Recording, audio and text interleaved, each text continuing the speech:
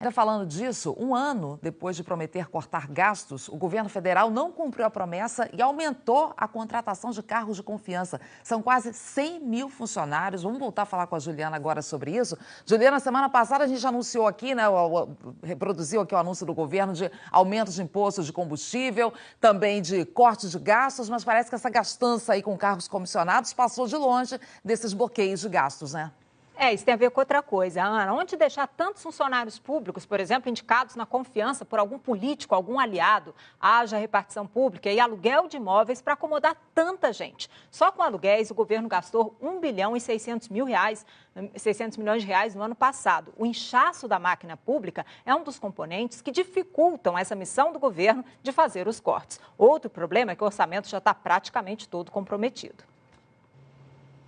Até agora, o governo não explicou como vai fazer o corte de gastos de quase 6 bilhões de reais que foi anunciado na semana passada. Só disse que toda a esplanada será atingida, à exceção do Ministério da Saúde, porque nesse caso o orçamento já chegou ao menor patamar previsto pela Constituição. O espaço para cortes é pequeno.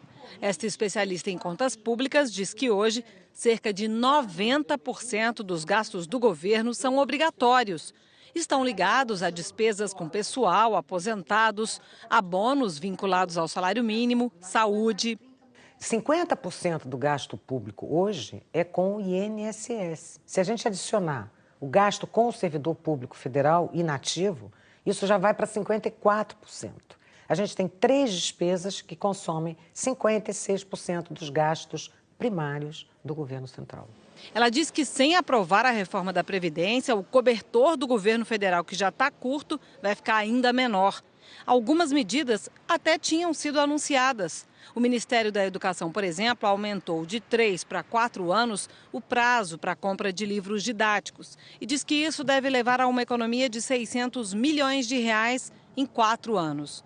O próprio Ministério da Saúde explicou que renegociou contratos, diminuiu cargos de confiança para usar o dinheiro em outras áreas da saúde. Mas tem despesa que continua subindo.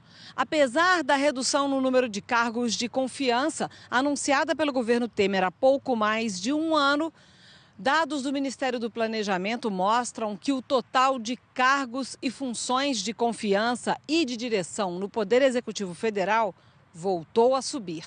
O gráfico mostra que o número tinha até caído um pouco em abril, mas aumentou em maio e de novo em junho. São quase 100 mil no total.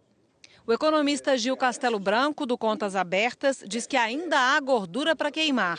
Ele lembra que o governo tem quase 30 ministérios. Diz que o Congresso Nacional custa 28 milhões de reais por dia. Juízes e promotores têm direito a auxílio moradia, mesmo tendo imóvel na cidade onde moram, entre outros excessos. E embora o Ministério do Planejamento esteja restringindo o aluguel e a compra de novos imóveis e carros, ainda gasta muito nessa área. Só com aluguéis foram 1 bilhão e 600 mil reais no ano passado. Ainda há muito que cortar se efetivamente, os 3 poderes sentarem a uma mesa e decidirem que o país está numa situação extremamente difícil e que precisamos realmente fazer cortes efetivos. Não basta se evitar que esse gasto aumente. Nós temos que efetivamente tentar reduzi-los, e isso inclusive inclui mordomias e corrupção. O governo tem até o dia 31 de julho para definir quanto e onde vai cortar em cada ministério, para chegar aos 5,9 bilhões de reais anunciados.